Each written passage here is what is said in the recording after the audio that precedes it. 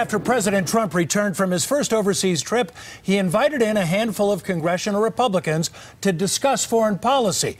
Colorado's U.S. Senator Cory Gardner was among them. Gardner just returned from his own trip to East Asia, and he talked with our political specialist Sean Boyd about his travels and what the president had to say.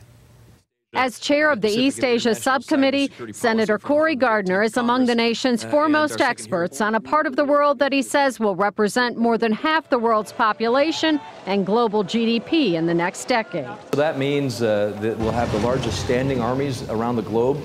In Asia, we'll have 5 of our 7 mutual defense treaties in Asia. 2/3 of world trade will travel through Asia. So Colorado's security, Colorado's economic opportunity really does go through Asia. A message Gardner says he shared with President Trump during a dinner Tuesday night, where he says they discussed legislation he's carrying dealing with economic opportunities and security threats in the region. A lot of attention gets paid on a daily basis, and rightfully so, to the Middle East, whether it's Syria, whether it's Iraq, whether it's Iran. But the difference between Iran and North Korea today has a nuclear weapon.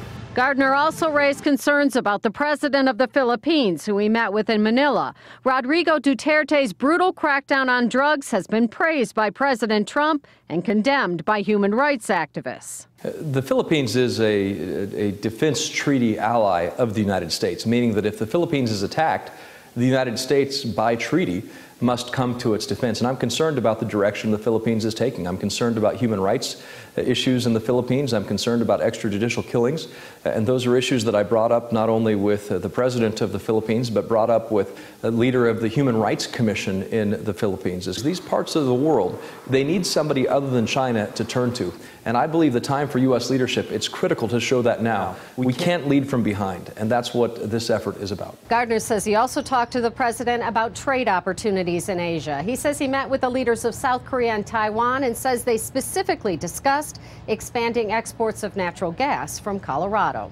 I'm political specialist Sean Boyd, CBS 4 News.